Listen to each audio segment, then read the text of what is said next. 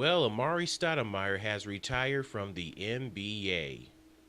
Now, I heard the other day Amari signed a 1 year deal with the Knicks. So then he ended up retiring after that. That's why people were saying that he retired as a New York Knick. Because I was a little confused. Like, what do you mean he retired as a New York Knick? The hell? But I guess they were going by that 1 year deal thing. But after that, he decided to retire. Anyways, Amari played 14 seasons in the NBA. He is best known for his best awesome years in his prime with the Phoenix Suns, playing alongside Steve Nash and Shawn Marion. That entertaining big three it was in the 2000s. And people tend to forget about Shawn Marion. You can't forget about Shawn Marion. We talking about the Matrix, baby. Amari was drafted in 2002 with the ninth overall pick by the Phoenix Suns, and he spent 8 seasons there from 2002 to 2010. Boy, I tell you, that Suns team was fun. Too bad they couldn't win no championship. I mean, there was Amari, Shawn Marion, Steve Nash, Leandro Barbosa, Boris Diaw. The list goes on and on. And the only players from that Suns team that won a championship on other teams was Leandro Barbosa, Boris Diaw, and Shawn Marion. Since Shawn Marion won a championship with the Mavericks, Boris Diaw won with the Spurs, and Leandro Barbosa won with the Warriors. Amare Stoudemire and Steve Nash are pretty much the only two former Phoenix Suns players that didn't win a championship on other teams. That's sad. That's too bad.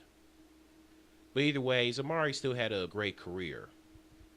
And then in 2010, he left the Phoenix Suns to go play for the New York Knicks. He spent 4.5 seasons with the Knicks. In his first season with New York, he had a good season. He was pretty much in MVP talks, but, Derrick Rose still won overall. He was still averaging about 25 points a game. But after that, ever since the lockout season, Amare started to go downhill. He started to get past his prime. He started losing all his explosiveness, and his offensive game started dropping a bit season after season after season because of injuries. I mean, ever since that lockout season, Amare just wasn't the same anymore. He just kept getting worse season after season after season as a member of the New York Knicks, and that's too bad. Because he retires at the age of 33. Because people forget, he came out of high school. So you think he probably, if healthy, play more seasons as long as he could. I mean, he could have played longer if it wasn't for the injuries. But due to all the injuries he's been having in the past, I guess he figured it was time for him to hang it up. He also played for the Dallas Mavericks. This past season, he played for the Miami Heat. He got some minutes, but not that much. Amare was past his prime. Too bad the injuries screwed him over. I hate seeing NBA players like that.